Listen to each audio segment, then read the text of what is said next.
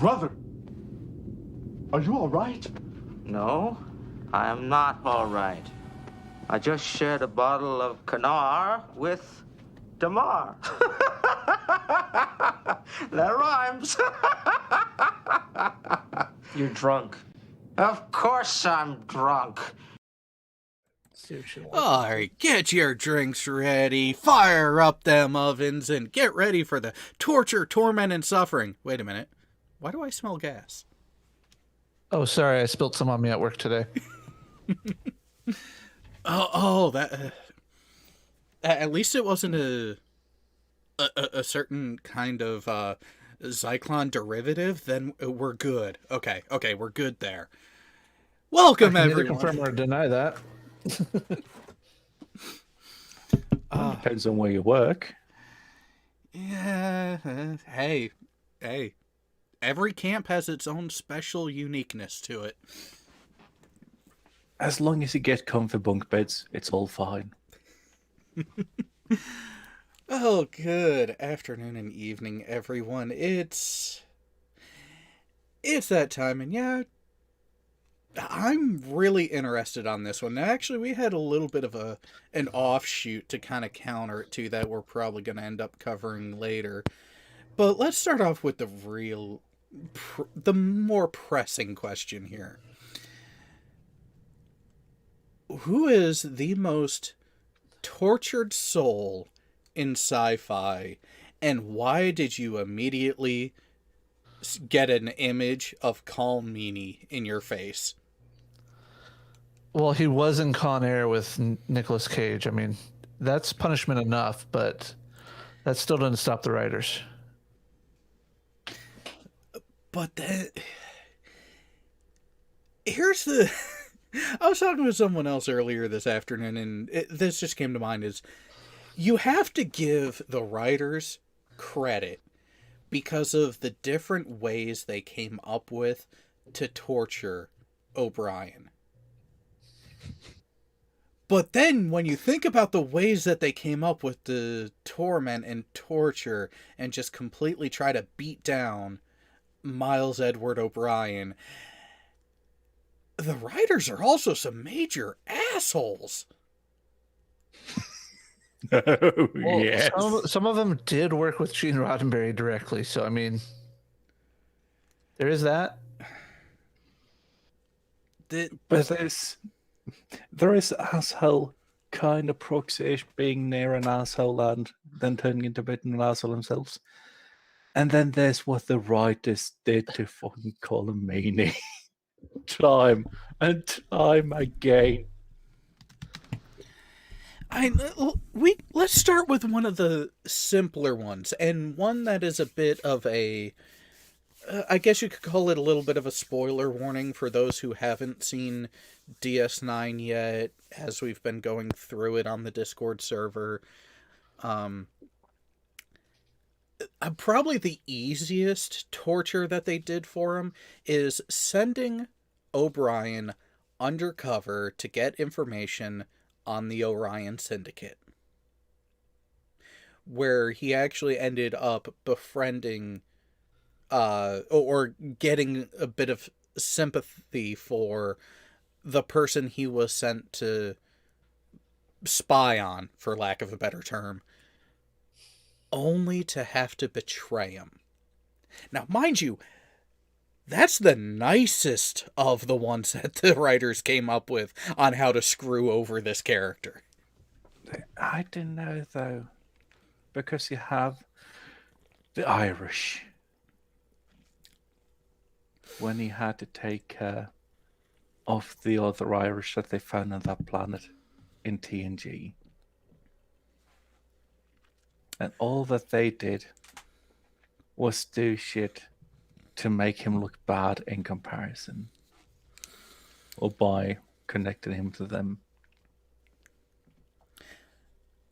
That was another well played one, though. But at the same time, I mean, of that episode, what do you really remember more? The way that they compared to O'Brien, or was it the way that that one guy was trying to hook up his daughter with Riker. I remember more washing feet. But then again, that might have been the vested interest at the time. Well, it is a throwing it biblical. back there. It has been reported from scholarly sources that the washing of feet is actually a biblical euphemism for something. Something, something? A little something, something, yeah. You mean the same kind of something, something that happened in a cave after a certain pair of cities got completely ruined? And a guy managed to flee into the caves with his daughters? What do you mean while his wife was turned into a pillar of salt? Yeah, and then his daughters got him all drunk and, well, we can't really discuss more on this kind of platform. It's not a Christian enough platform. Christian in words or Christian in action? That's the question. Although I do think the writers kind of went a bit overboard on the Irish part, because, I mean, I don't care how Irish you are. Do you really think someone would say, "Oh, Jesus," as often as O'Brien did?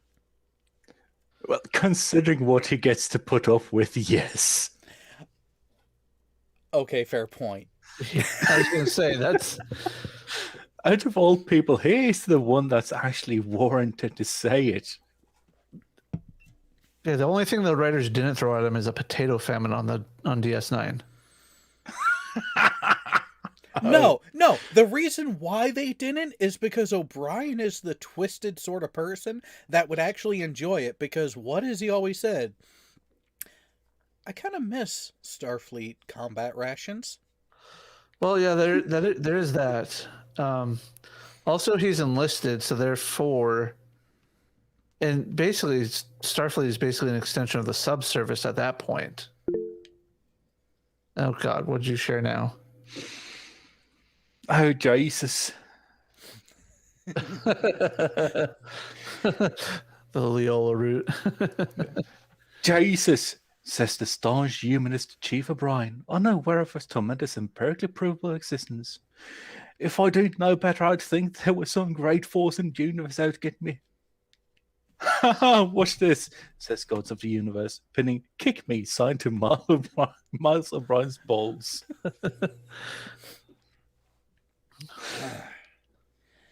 And there was there was another episode, again, coming up in 2 more seasons, I think this one was, where O'Brien was effectively jumping through time around the station, connected with the station destructing. And it's all because of some funky connection between O'Brien, some sort of quantum anomaly, and a neighboring cloaked Romulan warbird. Because why not? Why not fuck O'Brien over even more? Well, and so an episode we've recently watched included Tom Riker, not Will, his transporter accident duplicate, who decided to go by the name Thomas to make a difference. And in that episode, Tom Riker, who knows of and even met Chief O'Brien aboard the Enterprise, sees O'Brien aboard the Defiant, and Riker just lays into him, gives him the worst fucking greeting possible, given the situation. And O'Brien is like, you could see, like, almost on the verge of tears, like, the fuck was that all about? I thought we were friends, kind of reaction to it. But being the enlisted man, getting a bit of a harsh dismissal from an officer, you gotta pick and choose when you speak up. And he did the enlisted thing and just shut his mouth and moved along. But still, for the writers to think to get Riker to do that is both ingenious and, again, an asshole move against O'Brien. But I actually offer up a different hypothesis here. O'Brien knew, but he had other shit to do in the station and couldn't be arsed dealing with Tom once again. He wasn't his superior officer.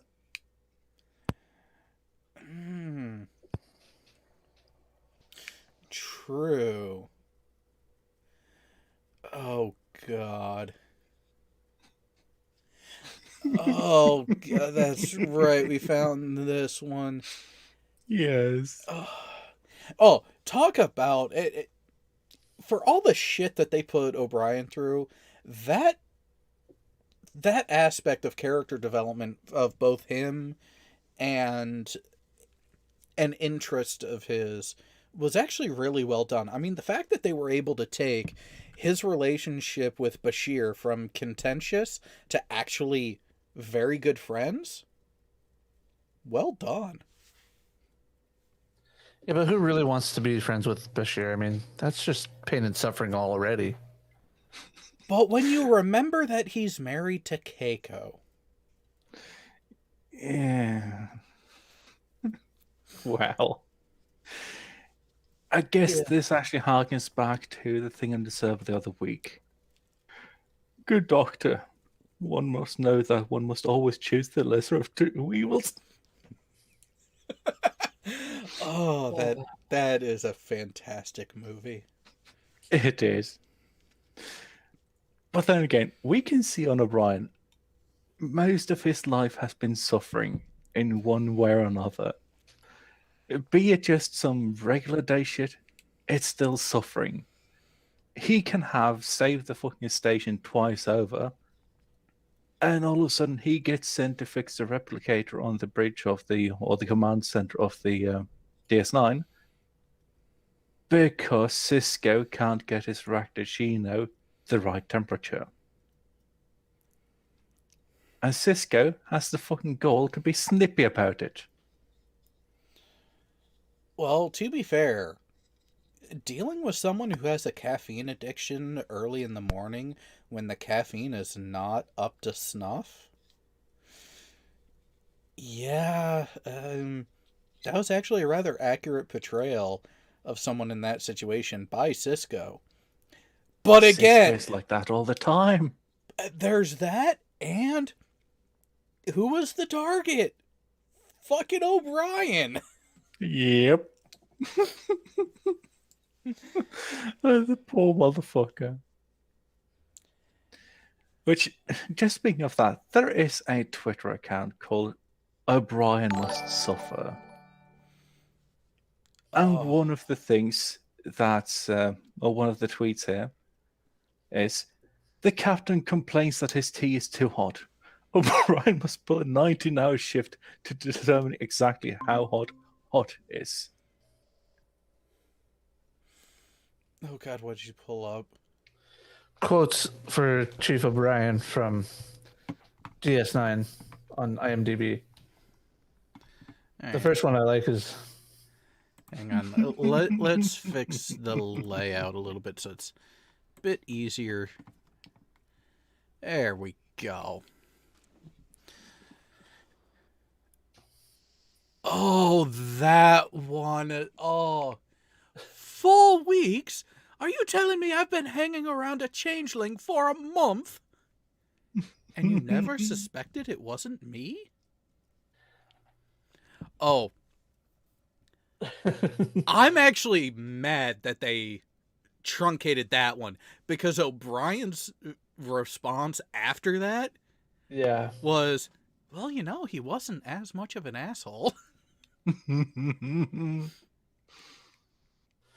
Yeah, they could have done so much better with these. But again, it's people submitting these in updating the DS9.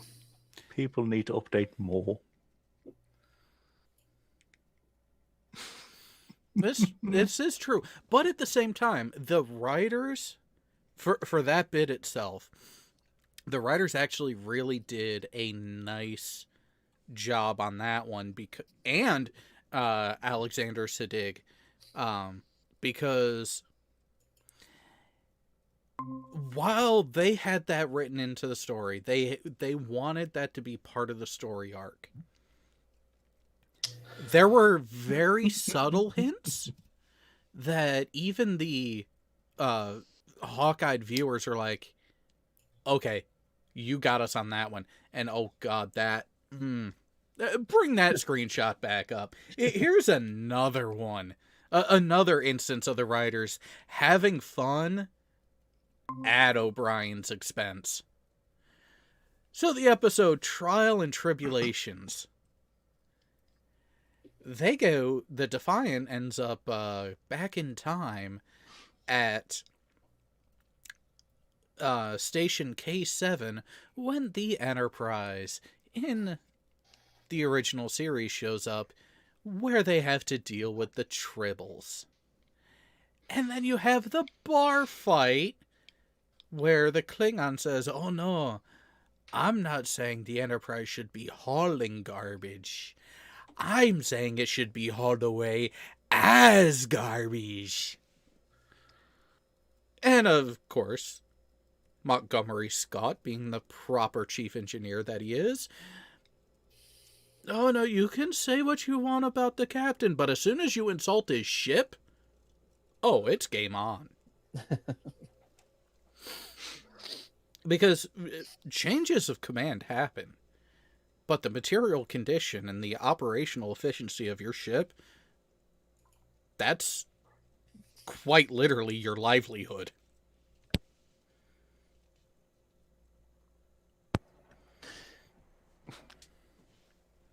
We need to keep explaining it out, just how tortured Miles O'Brien has been throughout the series. Oh, which event do you want to go with next? Just with the whole thing with how they actually found out that, or they managed to find a drug which could potentially change your perception of time, meaning that you can be aware, quote unquote, for 1,000 years in 8.5 hours. Let's go for that. Oh, the prison episode. Oh, yes. I will admit, I remember the episode because of that main sticking point, that O'Brien was charged, found guilty, and punished of a crime that he perceived his time in jail as a couple of decades. Yes. And it was 8 hours in reality. And holy fuck, did he have a hard time adjusting when he got back to the station. And it just goes to show that certain types of punishment, certain types of prison sentences and setups will change you, and not for the better. Again, masterful writing by the staff at DS9, but again, they did it to fucking O'Brien. Well, he is a chief. I mean, you know what? And that is probably one of the more understated parts about his character in history. Of all the major recurring characters in Star Trek, he is the one that is... he's the only one who was not a commissioned officer.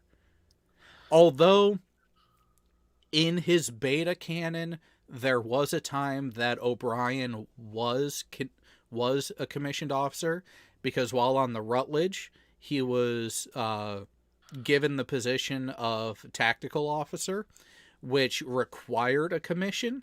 So they gave him a field commission commensurate with those, with the position. But when he transferred and took a new posting somewhere else, he went back to being an enlisted man. Smart choice. Brian is actually overall really fucking smart. He is a really clever character. It's just that the entire universe is conspiring to make things so much worse for him. Oh my god. Alright, so looking at the chat, hey, thank you, Nikki, for joining the channel memberships. You're gonna see some fun stuff. Google moderator team. O'Brien would be treated much better in Discovery, even though he is male. Yeah, he wouldn't get any lines. He would barely have any screen time. He would barely be mentioned. He would just be set dressing in the background, which compared to what they did to him on DS9, that's an actual fucking vacation. He could actually get his work done. and Crew is saying that the Star Wars, the sequel trilogy is even better than Star Trek. Oh, which one? I'm a Star Trek fan, and and a Star Wars fan, and I cannot say that. That's just, ugh. Okay.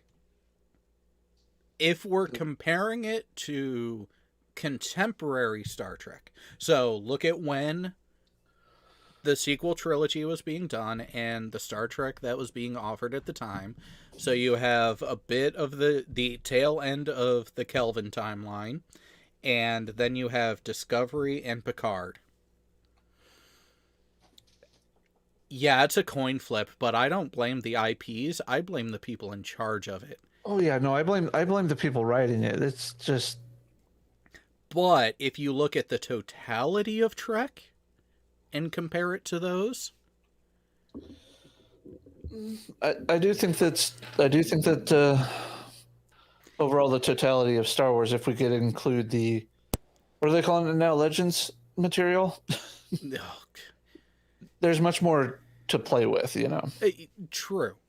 And it's because Star Trek kept going. Star Trek actually came back earlier and with more frequency than Star Wars did.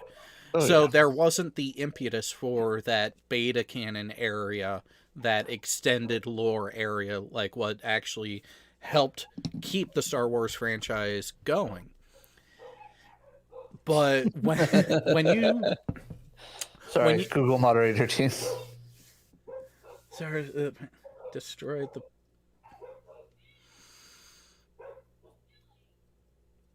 Okay, you know what? Different topic for a different day.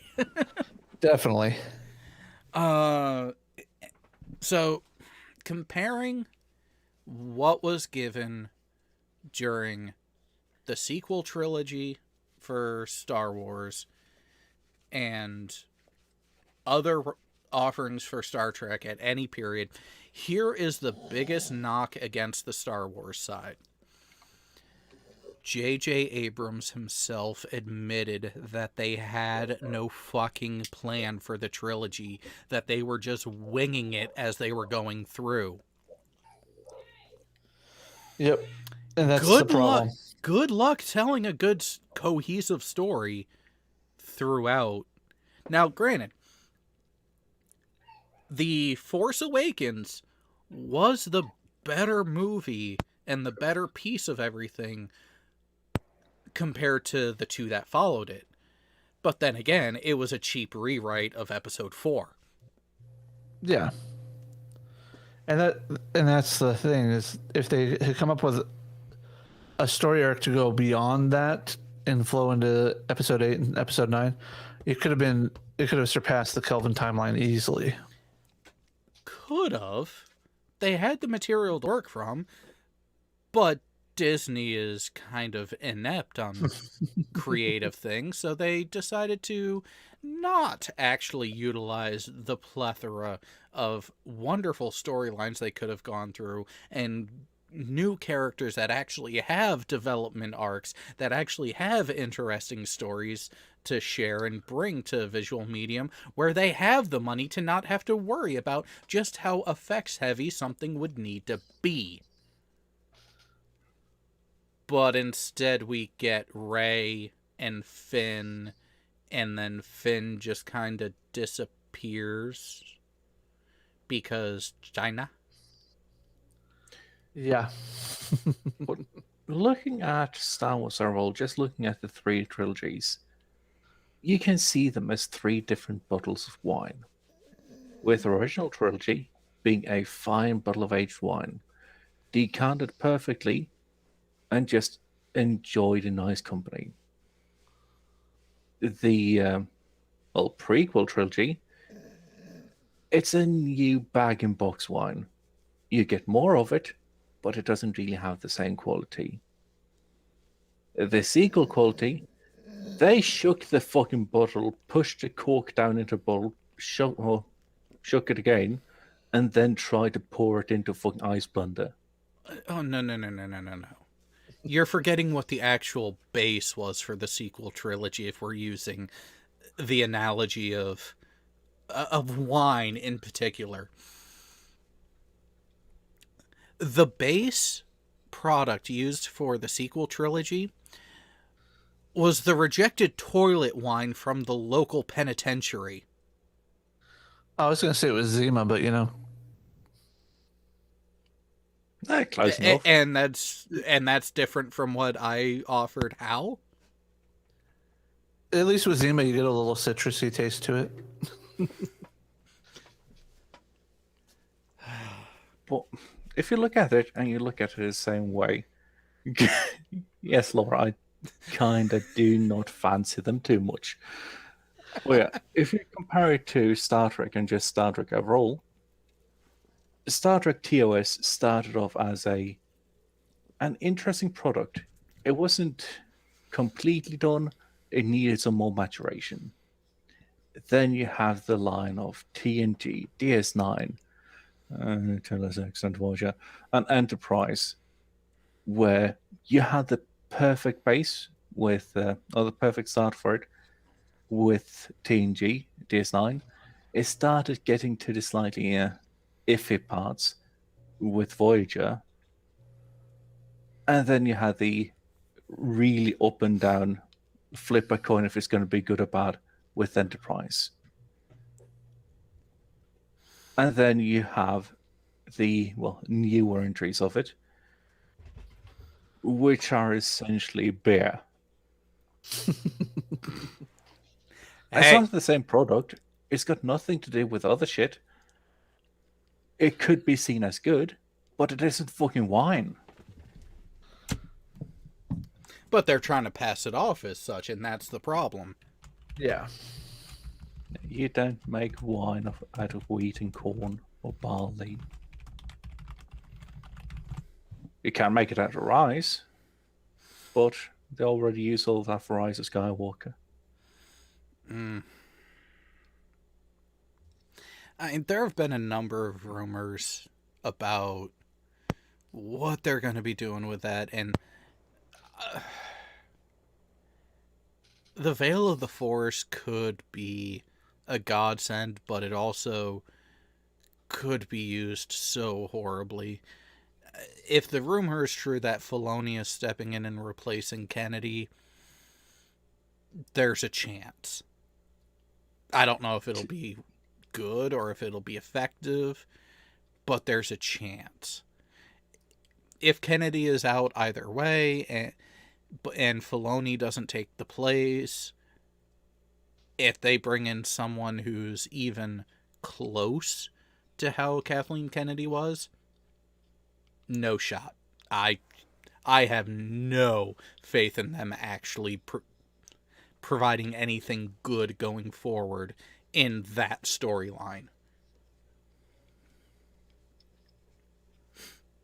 But if Filoni actually takes over now, and let's say that the sequel trilogy never existed, I'd be more than happy to donate some sticks and some string, maybe even a shovel, able to just weaken at Bernie's and Carrie Fisher. Bit morbid. Kind of like it. It can't be worse than what they did to her in the other movies. And that's where I was going. It would still be an improvement over what they did. Although I do have to say, they did. It was a subtle difference. It wasn't a massive difference, but the de-aging that they did for Carrie Fisher's character of Leia at the end of Rogue One, compared to what they did for Luke Skywalker at the end of the second season of The Mandalorian, they learned and actually made it look better in the second one. So maybe there's a chance of them doing something appropriate with it. We could hope. I mean, I would happily watch someone have a fucking robot mask on, looking like Luke Skywalker, even with a small wonky shit. As long as they stay true to the character like they did in The Mandalorian and not like what they did in The Last Jedi. Yeah. Or even pull a fucking Revan. Let him wear a mask. They already have one wearing a helmet. Fair point. But yeah, even with that, okay, so excuse me. Is there a character from another franchise that could even possibly rival the consistent torment that Miles O'Brien was on the receiving end of? Considering that this is a show about Miles O'Brien, and we're now actually going off the topic of Miles O'Brien and his own show, I'm going to have to say no. Well, no, I'm just looking for a comparison. I'm looking to see if they're like I put there in the thumbnail. Miles O'Brien is the most tortured character in all sci-fi. Change my mind. I'm willing to listen to someone present a character for analysis and comparison to the torment and torture and just complete and utter emotional and mental fuckery that the writers of DS9 put O'Brien through. Harry Kim only died once. And then Harry Kim took Harry Kim's place. Because Harry Kim be like that. Well, Naomi Wildman also died too. Can't forget that. Yeah. As a baby. And was replaced by Naomi as well. Yeah, because it was the two of them that crossed over during that event. Yeah. Well, so here's the thing. Yeah, Harry Kim died once. Does it have to be a character that is the same character the entire time? Who are you thinking, if not? Duncan, Idaho. Oh, and all the Ghoulas? Okay. That get killed for whatever fucking reason all the fucking time. Because the God Emperor just was like, I don't like your face anymore. And smashed him with his how many 1,000-ton body? Pretty much, yeah. What about self-inflicted torture and pain? Albeit from the writers, but still. Torture and pain, just for the sake of torture and pain, or torture and pain in that they don't necessarily feel like it's torture and pain to them. No, torture and pain because it's not till the end that they get the moral objective that I shouldn't have done what I did. Are you going with Sequest? I am. With a certain Chop. Lieutenant Krieg. I seem to remember many episodes where he ends up doing something stupid that could or could not put Sequest in danger, only to come out at the end realizing I'm an idiot, and gets tortured for the next couple episodes before he does it again.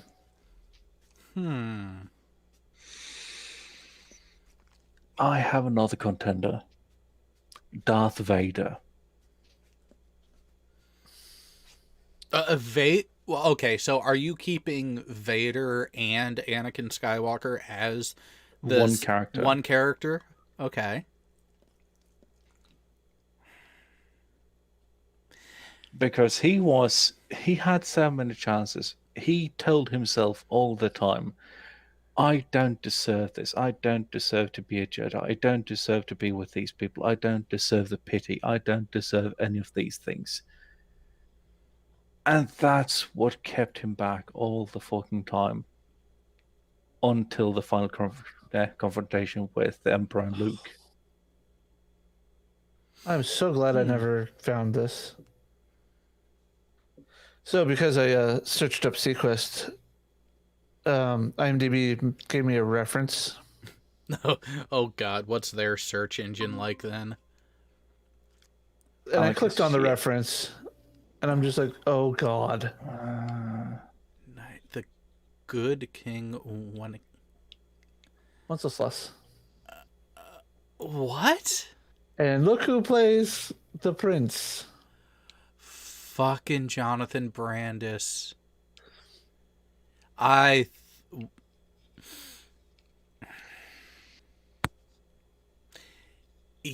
it was that time. It was that time in Hollywood.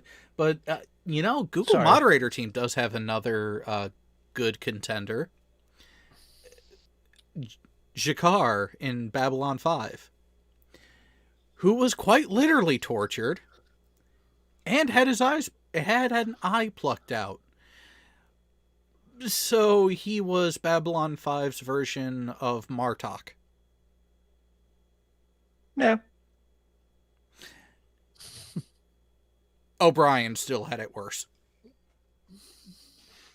Then we have a third category here, or fourth category. The most tortured character that didn't notice it. That would be Geordi. Oh, he fucking noticed it. Geordi noticed it, but his issue was mainly with interpersonal relations with women. So he had tasties issues. Okay. Yeah, basically. Oh, that would explain the Leah Brahms relationship with the holographic version anyways. Yeah. Yep. Yeah, that would explain it. Which, and then when the real Leah Brahms met a holodeck version, that episode really hammered it home. Oh, yeah. I forgot all about that episode. Yeah, and you would think when he pulled up the profile and merged it with the holodeck program, the holodeck set him up for failure on that, because the holodeck the computer should have known, oh, by the way, she's married. Yep.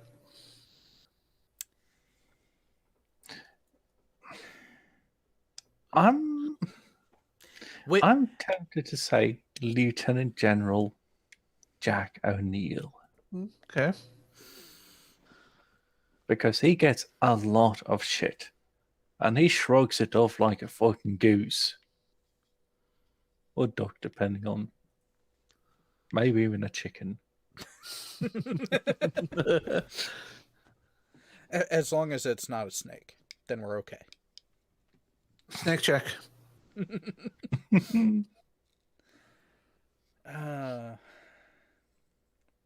The man had another guy's thoughts in his head, his actions, everything, for how many years? And he didn't even consider it to be anything bad because he thought it was just relaxing. He's had the entirety of the ancients' knowledge shoved into his head twice. First time almost dying before managing to take a fucking Stargate to outside of the galaxy. And the second time being fucking frozen. Only to be woken up on a fucking Asgard ship. Where he has to integrate first with a computer in order to build a weapon to fight the fucking replicators.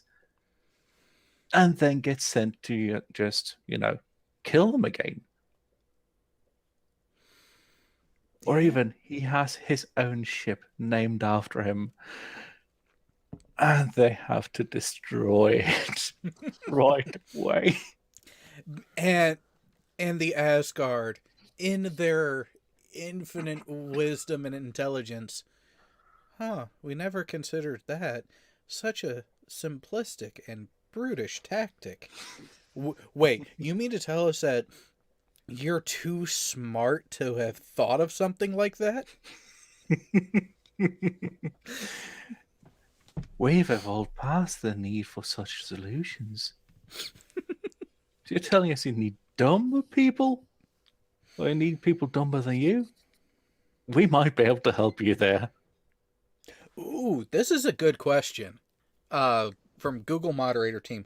Are the O'Briens the only couple who both have been taken over by an alien species? In Star Trek, yes.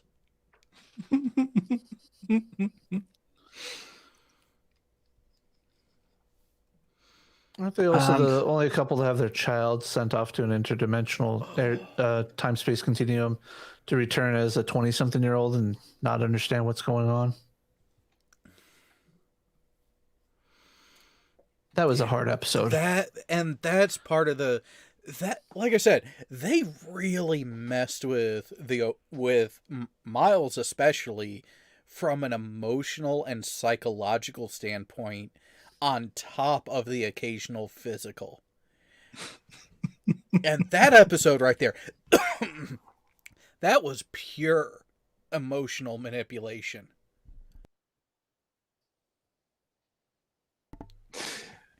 It's amazing, though, just how much shit has been thrown at him. Well, getting back to the question of other characters, even in other franchises, that could potentially rival him. Dora mentions one that is an interesting concept, but I'd have to question the motives. So, what about the genetically modified cow that wants to be eaten in the restaurant at the edge of the universe? Because it doesn't seem to be suffering, though. Exactly. Because the cow wants to be eaten, it's not a suffering event. Although refusing to eat said cow would induce some emotional suffering, but would it be to the extent and the repeated and changing manner in which O'Brien was constantly tortured and attacked and used? Oh, yes.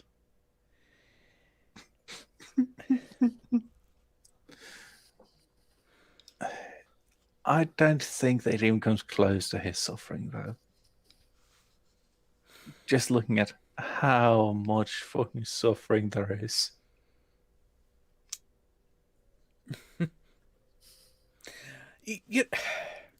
Why do I get the feeling in the writer's room, the first couple seasons were like, hey, I got this great idea how to mess with a character, and then they lay out a situation that might not be entirely messed up, but definitely has its limits and can be tweaked in such a way that it's bad for them.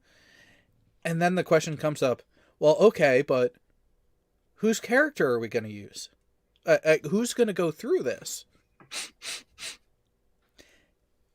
And a hush falls over the room because it's, who do we want to potentially piss off? Well, do we go after Kira? Well, with Kira, she's a survivor of the occupation. She has that strong, tenacious personality that may actually end up causing more problems than it fixes because of how limited in potential solutions she is at the beginning of the series, not throughout. She does learn and grow, which is great, but she has that core bit of a entrenched freedom fighter that does give a different type of mentality compared to the others. So, okay, no, maybe not her. Okay, well, what about Dax? Well, Dax has the lifetime experience of 8 people at that point through the symbiote.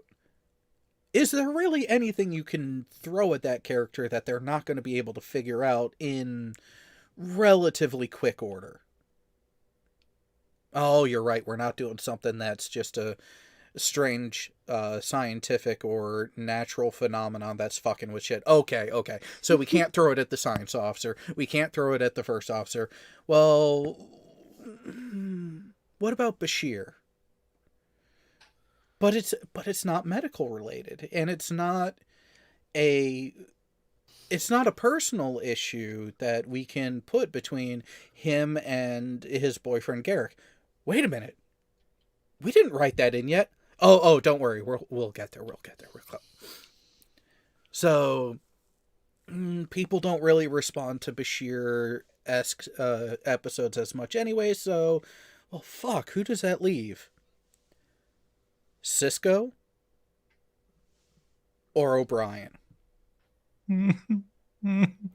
Do we really want to put this against our first African American commander on screen of a primary ship or station of a flagship show? Sorry, Miles, you're fucked. I was gonna say, I thought it was more of they just all took turns being blindfolded, spun around 6 times, and throw a dart at the wall, and whichever actor's picture got it the most is the one that got selected for it. Oh, and they had Guinness before too, by the way. So okay. I can see that happening more in Hollywood than I can what you were talking about. To be honest, though, with what's happening more in Hollywood, when Keiko gets younger, that might be more on point. Yeah. Have you been mollycoddling? I never coddle her, sir.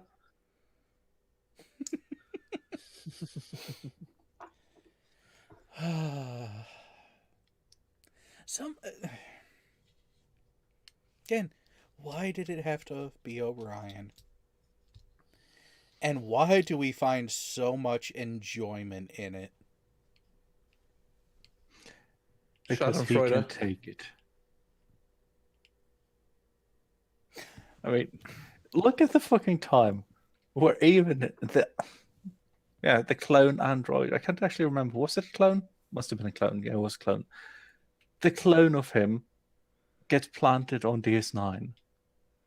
And the clone also fucking suffers as much as he did. Seeing himself laying on a table at the end of the episode, still not fully realizing that is the real O'Brien.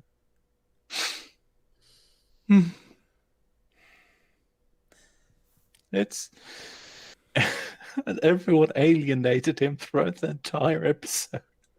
Everyone was a complete ass to him. Oh my god, and that made it so sad. Oh. But wonderfully played by the entire cast, and phenomenal writing. To even come up with that premise is the initial premise. Okay, that's good because we're setting up for this intrigue, this longer standing conflict arc that's going to be coming up. So let's start dropping little hints and little breadcrumbs to see how the characters are not prepared for this type of shit to happen.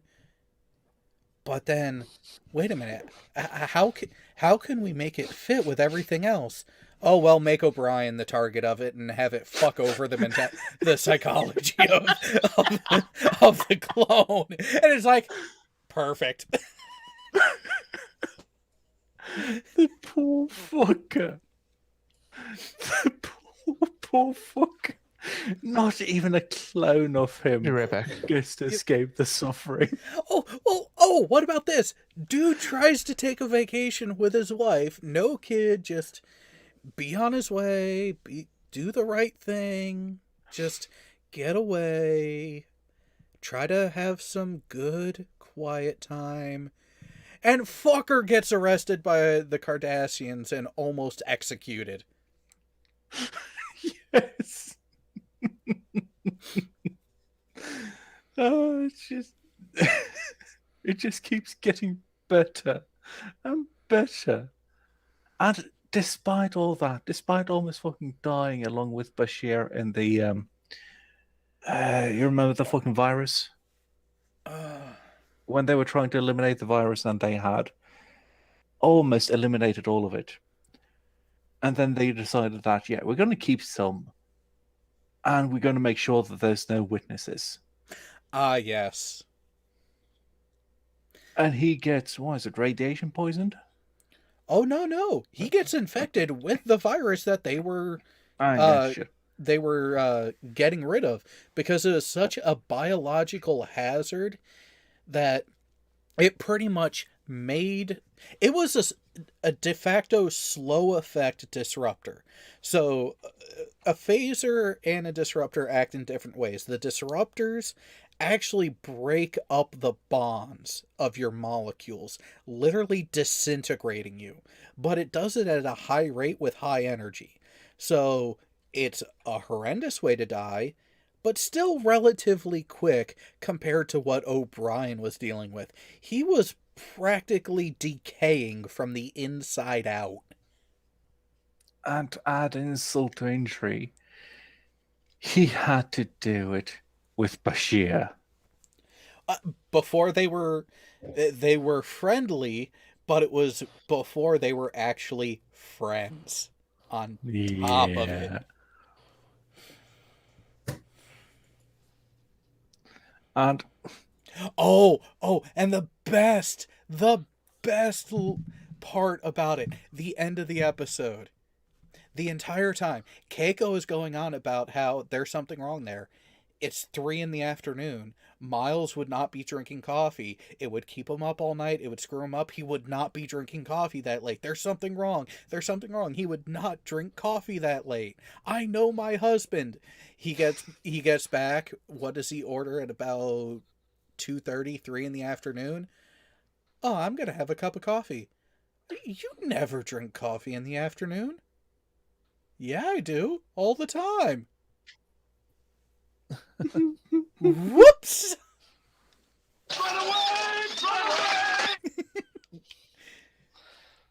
I brilliant piece of writing that a wife would claim so vehemently to know her husband so well that something so innocuous would tip her off like that. But for her to be wrong about it, despite it actually working to their advantage?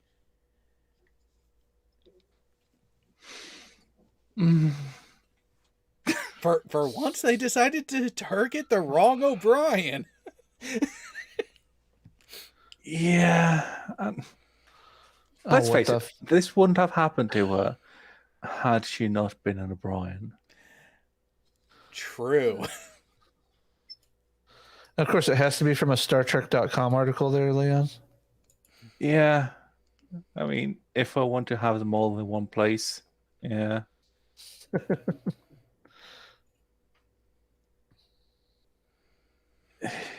Oh, okay, which article are you guys referring to?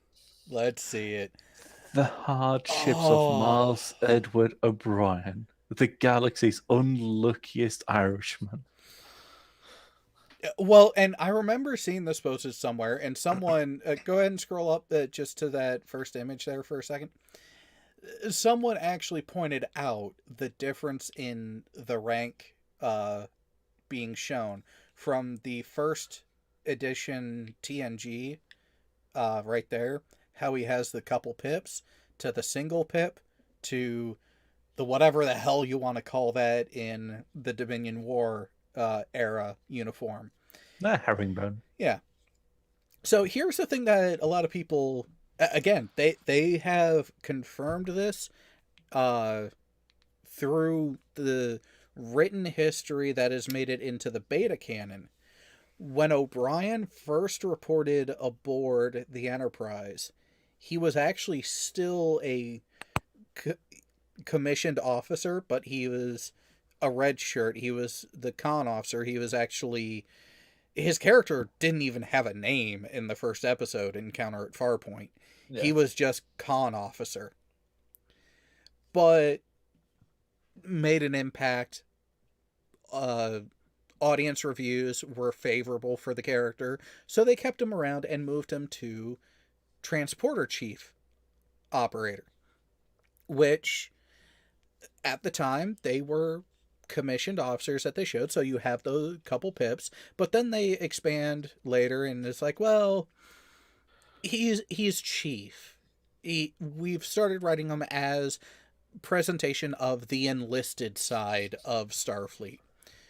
Well, we've never established the enlisted side of things, so that's where we went with the single black pip to show that he was not a commissioned officer, but still knowledgeable.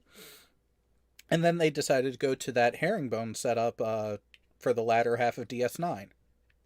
Interesting subtle changes that people weren't always aware of. This one's rather tame. Yeah. Because that's just playing on fear, which it wasn't just O'Brien that got screwed over in this one. Yep, there's the biogenic weapon that almost killed him. Yep, there's the replicant that we were talking about. The arrest by the Kardashians when he was supposed to be on vacation. That was the episode I was referring to earlier with the Romulan Warbird, where he was jumping through time.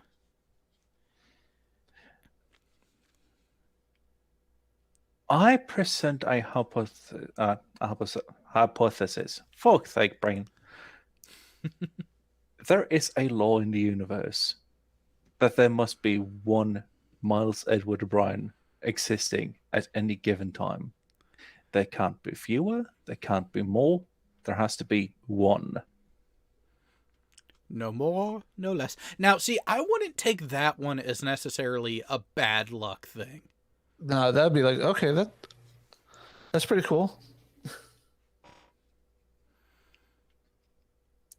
Now let's look at it. He has been through. Oh, there's that one too. Yes. The fucking bachelor party for Worf and Jadzia's wedding.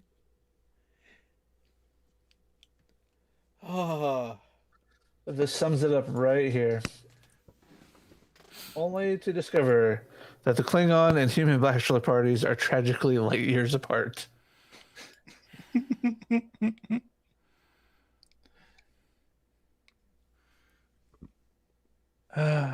But look at the shit that O'Brien has been put through. All of this shit. He should have technically died long ago. He didn't. He's always survived in one way, shape, or form. He is essentially immortal. Just the Miles Edward O'Brien-ness that keeps permeating the universe.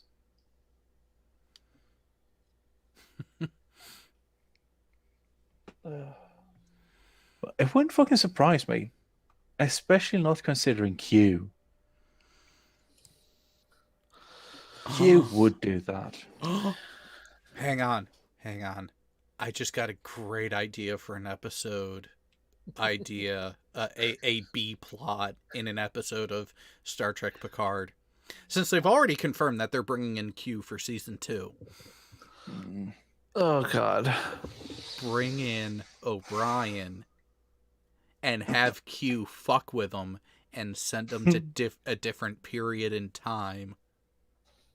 And make that bit to it being Q who is the actually responsible for all of his suffering. I would like that. If they do it well, I would really fucking like that. And that he will keep doing it. Just forever. He won't ever get away. Oh. If... You know what?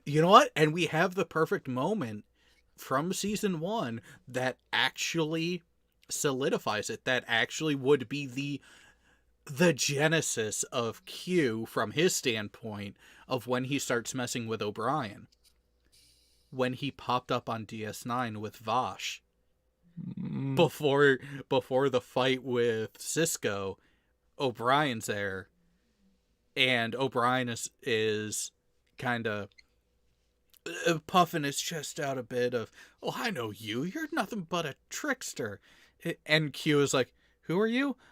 Oh, right. You're one of the little people. Now, was that intended just to mean that O'Brien didn't matter because he was just a basic member of the crew at that point from Q's visage of the Enterprise? Or was it an Irish joke? Yes.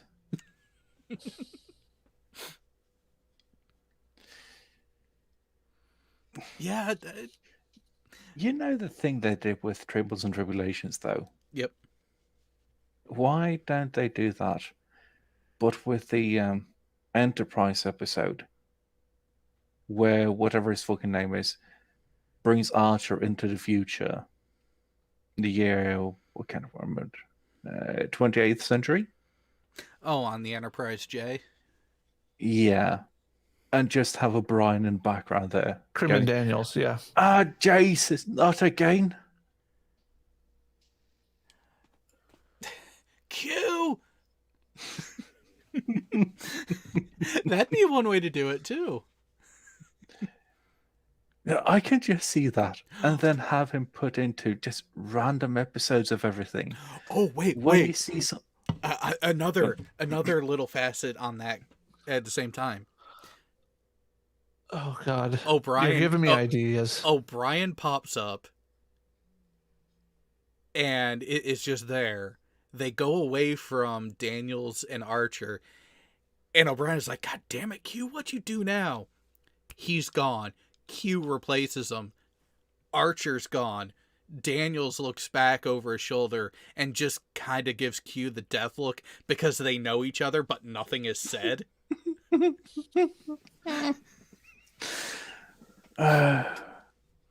know, it wouldn't be too hard for me to get clips from shows and just kind of paste them over each other in After Effects.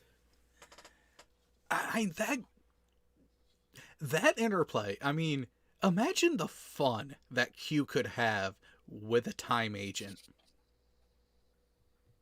Oh, God.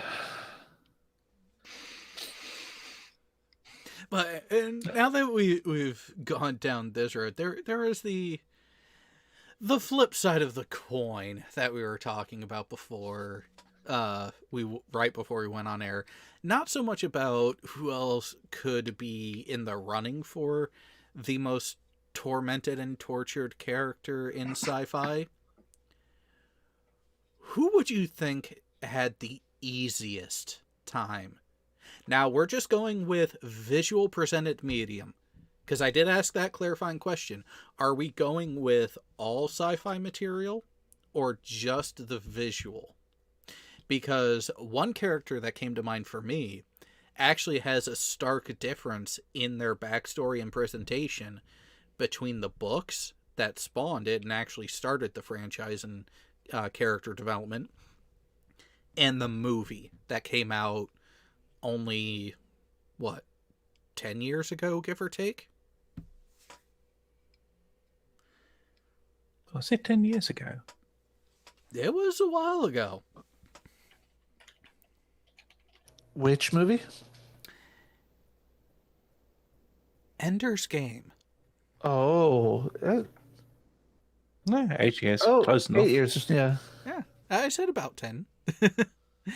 Give or two take, yeah. years off. So, but still, if you look at the movie presentation of Ender's backstory before he got to right before he got expelled out of the program, then brought back up into the program, into the command school,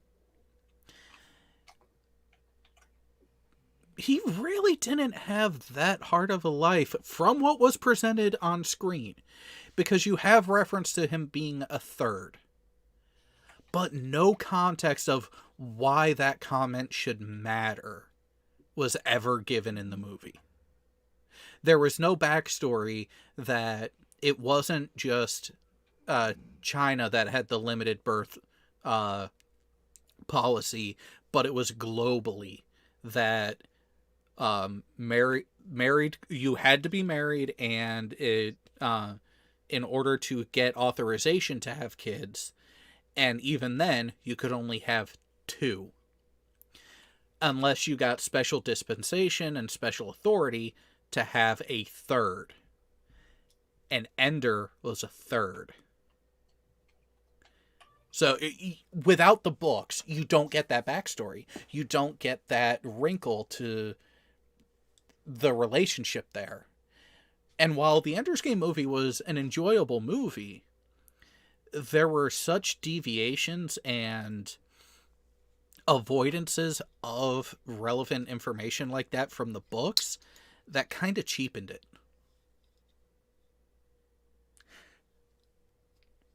Yeah, I actually haven't watched the movie. Maybe something to watch later. It's not bad. It's actually good for what it is, but like many things, the books are better. The books have more of a complete story and give that nuance and fully flesh out not just the character, but the world and the universe that they reside in.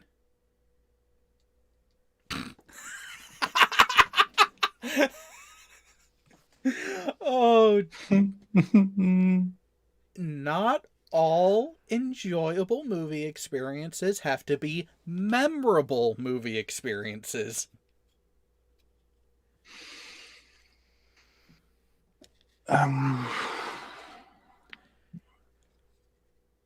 It is a hard question, though. Yeah, because it actually goes into your typical story structures that your protagonist of the story is supposed to be going on some sort of journey. There's supposed to be some sort of progression, some hurdle, something that they have to overcome, be it personal, internal, personal, external, or environmental, external.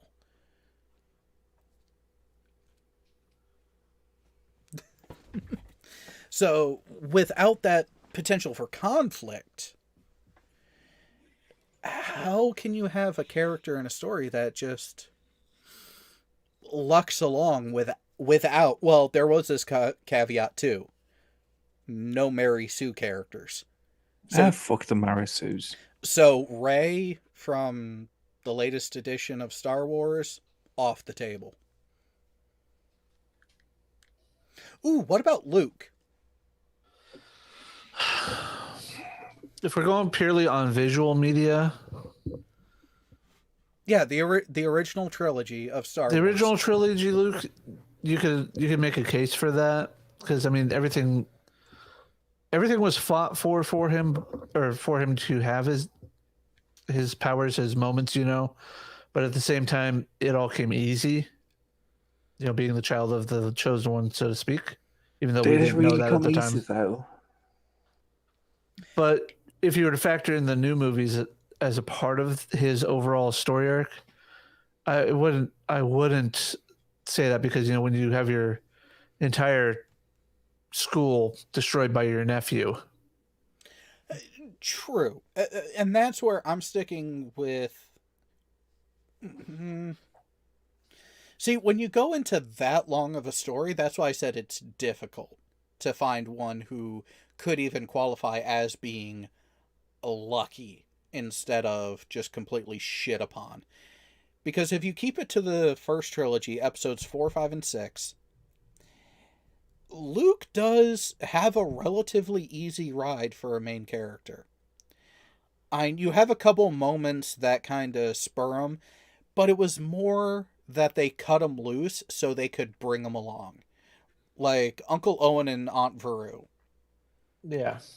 They were taken out by the stormtroopers both to justify the fight against the Empire, but also to cut his anchor off and give him the no excuses for not going on this journey. Yeah. And it was really not because of anything he did. I mean, he is just there. And I think that's really, I will give Lucas that. His initial presentation of Luke Skywalker is as that kid that's just there. You don't really get that sense of importance from the character when we're introduced to him. He's just there. But why is the story about him? And then as it goes along, more of the details are revealed that explain why he is potentially important. And then his actual abilities and character start to present themselves and start to be brought to the forefront and are actually able to be worked on. Then it realizes, okay, there is something here to this. But it didn't start out that way, and it wasn't as difficult as it probably could have or should have been. Icarus has a great suggestion, though, for the luckiest or easiest life of a sci-fi character. Marvin from Hitchhiker's Guide. Yeah. Granted, character gets bonus points for me for being voiced by Alan Rickman. And when you think about it, a depressed artificial intelligence droid on the most advanced ship in the universe. And he manages to win. Despite borderline crippling depression. And don't forget the diodes in his left side have been hurting for centuries. That's actually a good call there, Icarus. I'm not sure about Wolverine, though. Because I would actually put Wolverine as a potential for Tormented. Depending on what movie you want to go with, at least. Oh, I'm looking at the entirety of the movies. If you look at each installment that has had a portrayal of Wolverine, one, they're played by Hugh Jackman. And so when you actually look at it, you do get that tragic story. And you do have those elements that make you go, oh, he got fucked over. And it really does bring into question just how old is Wolverine? Over Well, 100 years. Yeah, I was gonna say it depends on which canon you wanted to go with. I'm going with just the movies, what they showed in the movies. Because they had him all the way back in what? The Civil War? For the The Wolverine 1800s. movies? Yeah. The if I remember correctly, I think it was the Native American Wars after the Civil War, but it could be wrong. It's right in that time. It's right in that wheelhouse, historically speaking. So, Yeah, I was going by the uniforms, and it was definitely that mid 1800s military uniforms that were shown. And then he was also in I'm pretty sure they showed him in both World Wars and Korea and Vietnam, which is what brought his Stryker to focus on him and his brother. And that was the lead up to actually the first X-Men movie.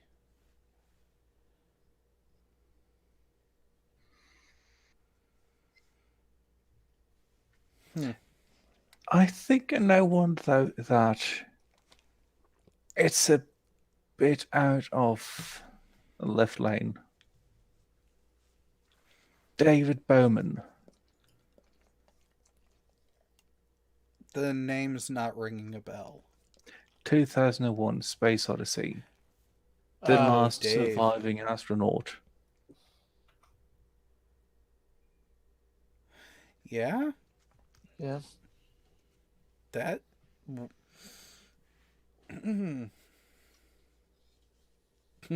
Oh. Flip side of that one. Another contender that could actually give O'Brien a bit of a run for money. The crew of the Event Horizon. The first crew. Oh, Jesus. But O'Brien would be the only sane fucking one left, trying to chase off everything that tries to disturb his work. And he'll be trying to fix some fucking conduit while they are attempting to rape, murder their way across the ship. Okay. And he'll still do his job. Okay, so with the question of just how old is Wolverine, according to X-Men Origins, as documented through the wiki page from Icarus, Logan killed his father in 1845 as a boy.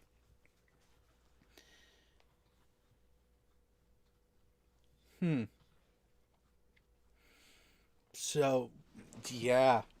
I think about that. Having regenerative capabilities to the extent that you're effectively immortal. Imagine all the people that you would come across that would just, even from natural causes, even just from old age, you would outlive them. That would be pretty traumatic and really mess you up and push you to not wanting to make too many connections with people if you knew that no matter what you were going to outlive them, which is actually part of the whole storyline and setup of the Highlander series too. Yeah. Who wants to live forever anyway?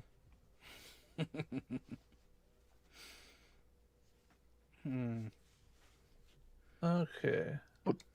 I don't know if you've noticed this, but when you look at the different kinds of ways that people actually treat immortality, or the way that it's treated in different series, etc., you have some vast differences between if it's a quote unquote natural immortal, or if it's someone who is a turned into immortal later, if that makes sense. Because the natural immortals are the people who know that, okay, I'm going to live long. I'm going to live way longer than most of these motherfuckers. Tend to be more pragmatic about it. Think Doctor Who. The people who get turned into it, unless they're Deadpool and a batshit fucking insane, tend to see it more as I have to grasp everything the first time around. And then it's a coin flip with, okay, I don't give a fuck anymore. They're going to die anyway. Or I still have to torment myself and try to make as close connections to everyone as I can from here on as well.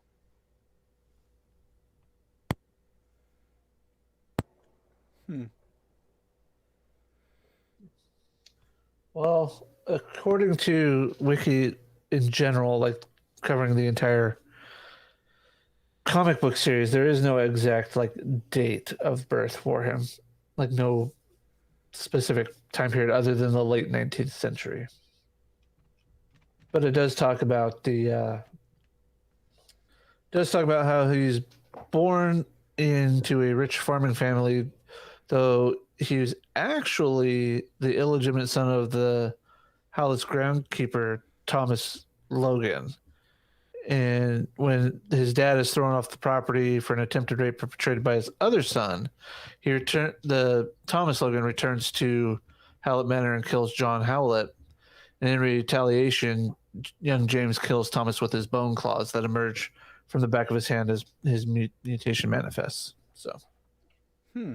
sticking with the origin story, just maybe not the exact timing. So, interesting little things you learn. Well, and that's the thing is some avenues of material like Wikipedia can actually be rather effective if you know how to use it properly. You mean using it as a starting point instead of as your basis for your whole research? What? Fine, who would do that? Although, ooh, that is a good question from Icarus too. In the movie Doctor Strange, how many times did he get killed by Dormammu? Oh God. Many. I think they even briefly mention it, actually.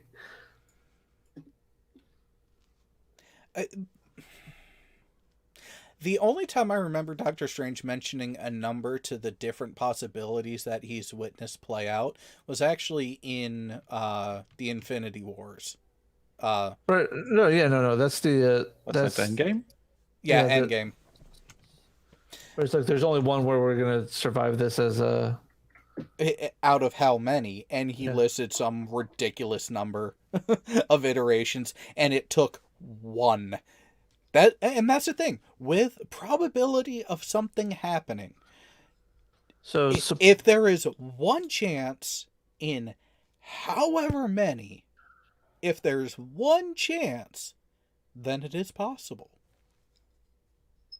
It might be unlikely, but it's possible. There is actually an excellent way to show this. If you have a room 100 by 100 meters and you throw one single Lego brick, the 2 by 4 one, anywhere in the room, you put in a blindfold and you take 10 steps, you will find it.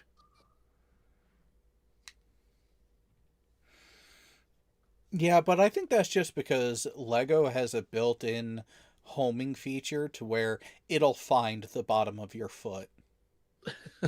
So are you saying that Lego is made up of ground up weeping angels? pretty much. Yes. It explains a lot, doesn't it? So apparently there was a line that was cut from the Doctor Strange movie where Strange is to supposedly have said, "We've been through this 1,000 times," end quote. So at least 1,000 times. Yeah. So, yeah, I remember their mention of that, and it would have been interesting if there was an actual number, kind of like Icarus pulled up the number from Oh yeah, yeah, 14,605,000. to be exact. But all it takes is one. I have to Does admit, ground. Go on. I was gonna say, I have to admit, I didn't watch Doctor Strange till well after I watched the end of the Avengers. I have to admit, it's actually still a pretty good movie standalone, even though I knew the events that led up through it. Yeah, I'm kind of worried about the next phase in the MCU, though. Oh, well, you don't want Brie Larson leading that? Oh, she's No. if I wouldn't trust her to lead people on a conveyor belt.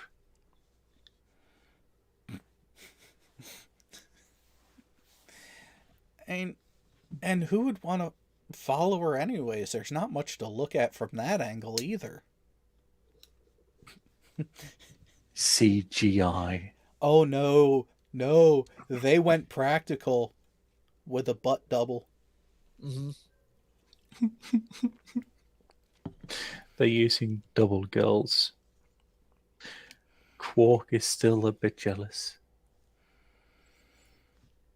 To be fair, Quark did have the best reveal out of any sci-fi series. He did.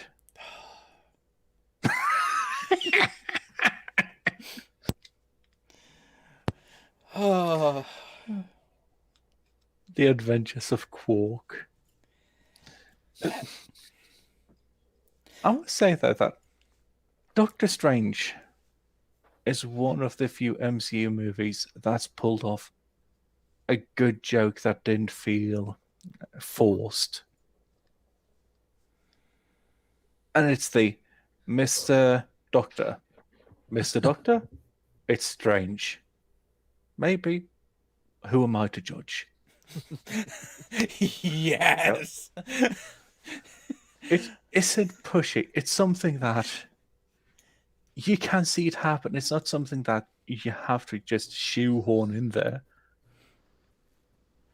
And it's one of the best fucking moments of that entire movie. It, yes, is so simplistic in its setup and the delivery. I think that's what really sells it, is the delivery and the way the two actors just play it off, and it in character, that perfect banter back and forth that is like, wow. You're talking to each other in the same language and you just don't understand each other. But it is such an aside to and such a counter to the intensity of the moment otherwise. Yeah, that's what makes it so good. It makes the antagonist human. It makes them seem like an actual person. Oh, yes.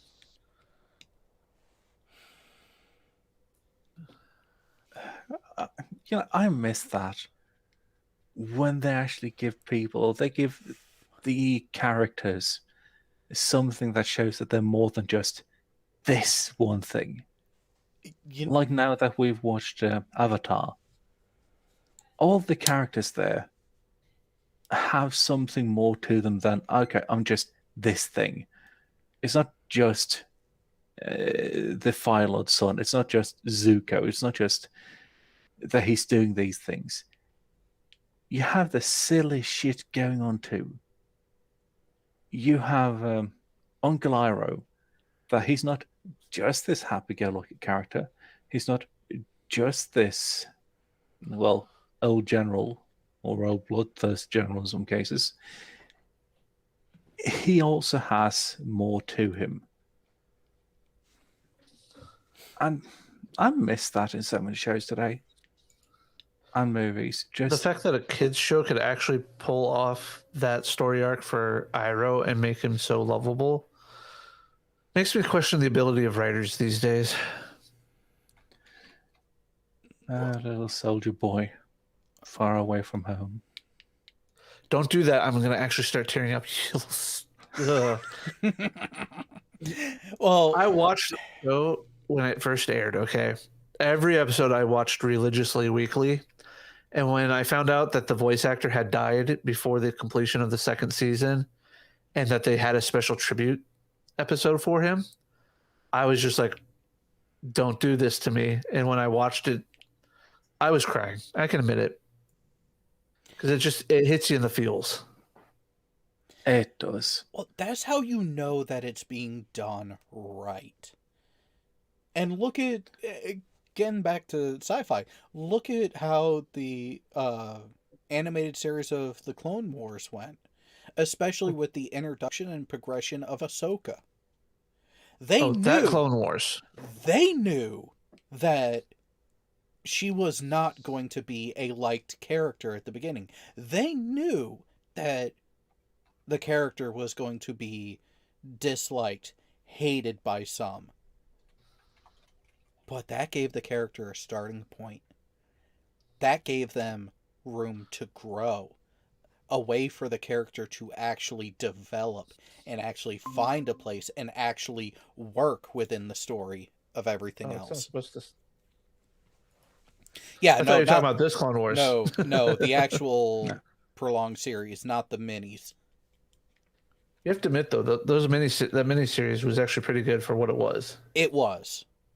And it led perfectly right into episode 3. Oh, they did kind of Oh, I know plan that- it that way, especially with the Battle of Coruscant. Yeah.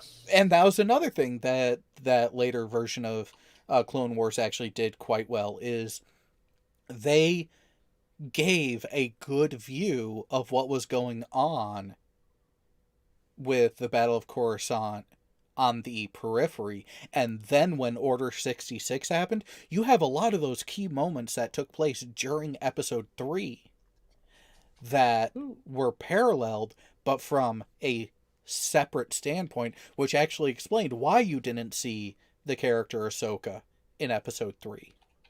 They had actually planned all of that out and actually made it work. So, I'm not even going to try to pronounce his name, but the guy who played the bad guy in Doctor Strange, I want to say it's Mads or Mads. Mads Mikkelsen. Yeah, he's supposedly going to be playing Gellert Grindelwald in the new upcoming Fantastic Beasts. How many actors have played that role now? So far, two, just Johnny Depp, and then will be whoever is in the third, whoever's officially in the third run of it. So. Oh, no, that's right. Oh. It was the other visage before the reveal that... Yeah, okay. Yeah, you're thinking of... God, I can think of his name. Colin Farrell. Yeah. I suppose you could technically say 3 because there was the boy who... For the pictures of young Gellert for the 7th, 8th Harry Potter books. No, I tend to stick with the actual progression and interaction. Ooh. Sorry, Icarus. Leon's got it right. At least for Avatar: The Last Airbender. If you want to combine the two shows, then I could probably argue with Toph. That's only because Momo isn't in the other one. Yeah, but Pabu, man. Pabu's a good close second to Momo. Yeah, I don't know.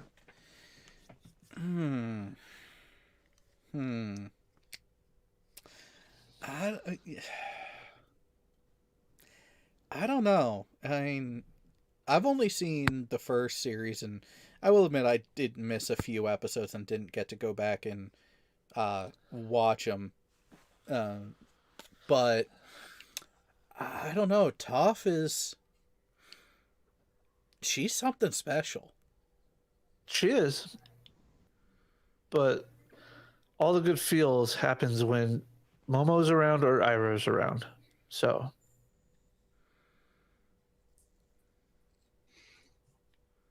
I have a question, though. You get to take one science fiction book. Just one. It can be a book that's already been made into a movie. And you get to choose the main character or the actor for the main character.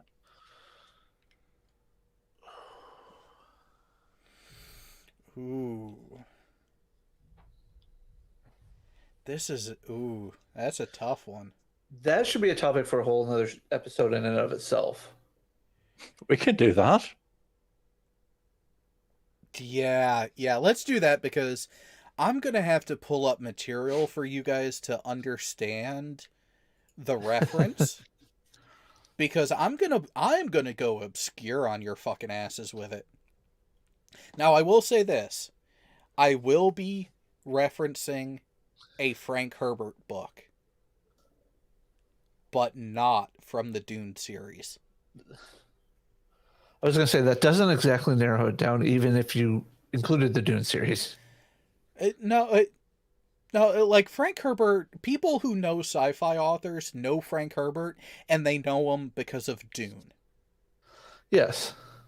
But they don't know him, a lot of people don't know his other works. And there's one of them that I actually think would be interesting to see made into a movie. And I have a few ideas on who could play the main character. I'll make it slightly easier as well. You get to choose the actor at any time of their life. Oh. Can we do a mix and pick a visual age and then a acting skill Yes. age. Okay, so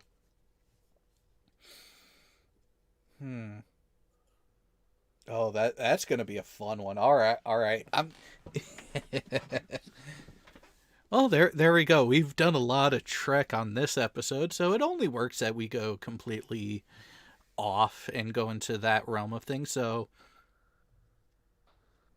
oh, god damn it!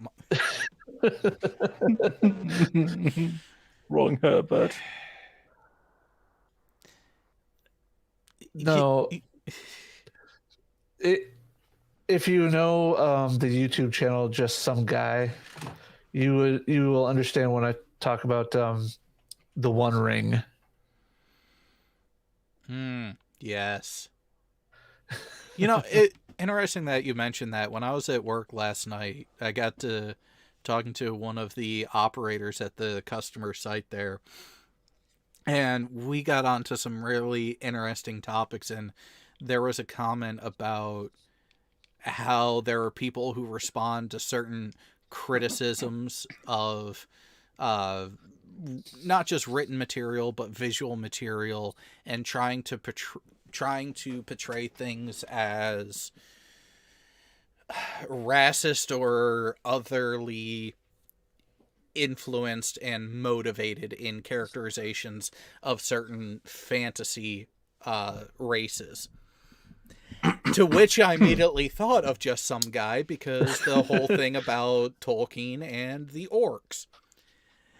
And what I find funny are the number of people who want to call Just Some Guy a white supremacist. I know. Because I'm just sitting there like, and he actually touches upon that in this latest video that I just sent you, Jared. oh, it came back up again? Oh yes. Oh, because I mean, for those of you that don't know, just some guy is a black comic book buff. I probably would venture if he's done his own art for his channel, which I think he has, but I don't know. He could probably be a comic book artist on the side, and I wouldn't even know it. You know. Yeah. So really simple. These are things that he has admitted to on his channel. He is an uber nerd about certain subjects, primarily comics, but also Tolkien and other fantasy entries. Oh yeah, and he lives. When we're talking, he lives in the Chicago area, and he is of African American descent. And yet people call him a white supremacist because he calls them out on their idiocy. Well, what was the lady's name that was he really got her goat, and she was trying to copyright strike him for using the bio picture at the end of her article that he was commenting on. Oh God, he ran into one of those. Yeah. Oh wow. That sounds oddly familiar, like a Young Earth creationist, someone we know has had a conversation with in the past couple weeks who is... Oh my fucking God. I'm gonna give you this information. I'm gonna tell you what these details are about me. And I will even give you a link to my website, which has even more information about me. How dare you use that information against me? What'd you do? Spend your time looking up? No, dude, I followed your link. Oh, People really need to pay. People really need to pay attention to what they do and don't say. You mean be it on air verbally or in text on any social media platform? Holy fuck. Or on their own website. Yes. But what are these Blague people? I've never seen those in anything apart from, things. Oh yeah. Must be some new stuff. Oh, Some I love. people just don't get it, and it's sometimes it's comical with how stupid it is. Other times it's just sad because you expected better. You mean kind of like with extra credits, where one of their videos was, "You're playing your modern day war shooter," and bam, you're a Nazi. You mean the video I critiqued? Yeah. Yeah. Yeah. Where a channel, I can't remember, was it 2018? Oh yeah, I think it was 2018 because it was Yeah. I want to say it was the new Battlefield 5 or Battlefield. No, was it Modern Warfare? Ah, I can't. It was one of them. You could play as the Nazis, like you've been able to play since fucking games were a thing. And he started pissing and moaning about, oh, but if you get to play as Nazis, or if you're just playing as Nazis all randomly, maybe you'll start use the slurs and the slangs and all that shit from that faction. And then all of a sudden, they'll have lost the power and you'll start doing even more edgy stuff. And all of a sudden, you're a Nazi. That's not how it fucking works. oh no. I pulled up the video. It was about 2 years ago. In about a month, it'll be 2 years. 2019. Their pinned comment. Yeah. All right, you're gonna have to zoom in on that one. It's a bit tough to read.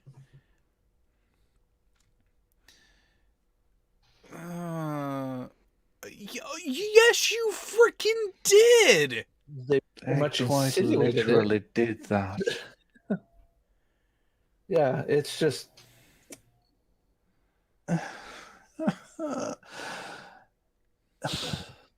Oh no, it was Rainbow Six Siege is what they were using as an example.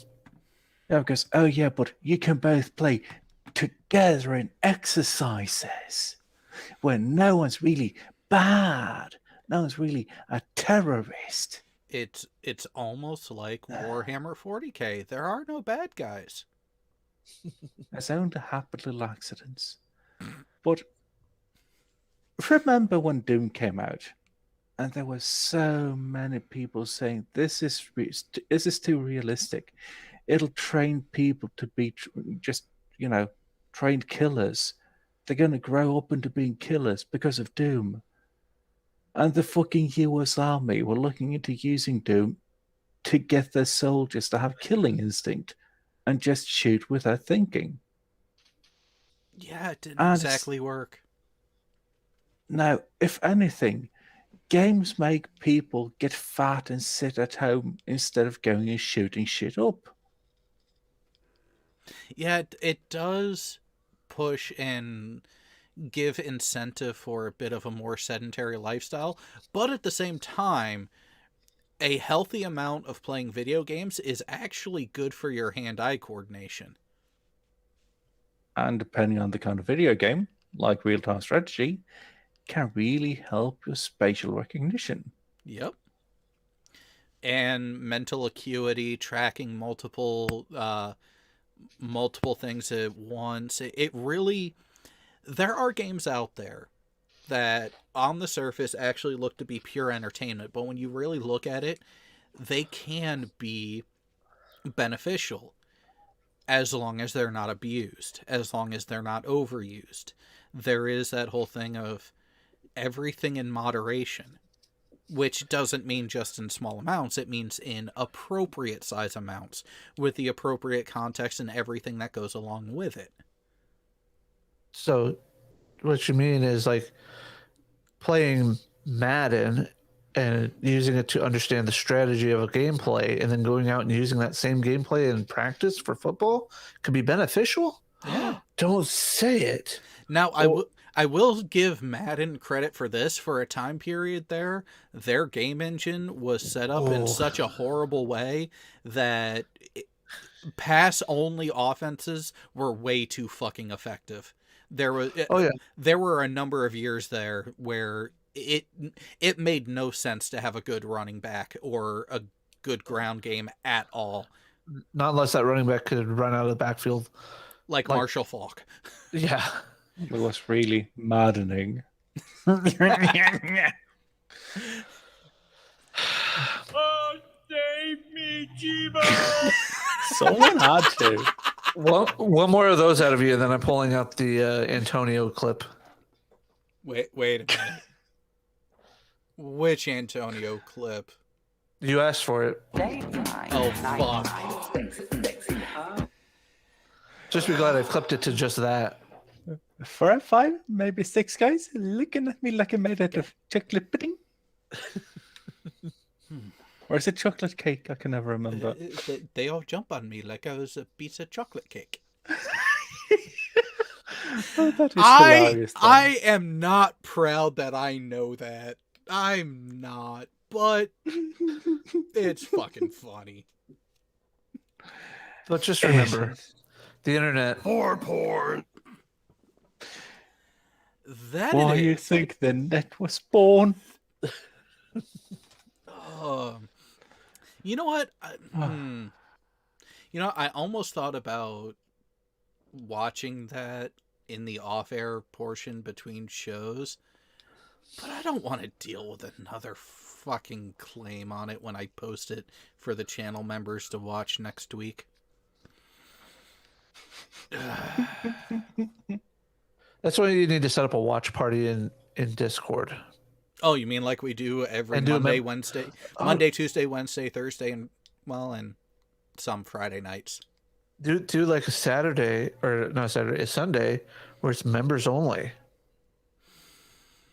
Have You to know, make they sure have that role, right? they do, and there is the segment there for them. It's just a matter of getting you fuckers to respond when I ask when you're available to do something like that. Hint, hint, nudge, nudge, wink, wink. I work retail. When am I ever available, really? If we're doing it on the weekend, we have a lot more flexibility with the time slot. I just need to know, that way I can make the appropriate changes to my schedule otherwise, if possible and need be. Although I will say this, I'm glad the phone hasn't rang today. Why are you on call this weekend? Don't jinx it. Oh no, our main support contracts, Leon, if they were going to call today, they would have called, let's see, they would have called 1 hour and 55 minutes ago. 5 minutes before we went on air. But maybe, just maybe, they also want Miles Edward O'Brien to suffer.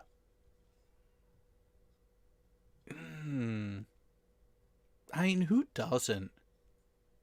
It does It make is funny to look at. It does make for good storytelling, and it does make you realize,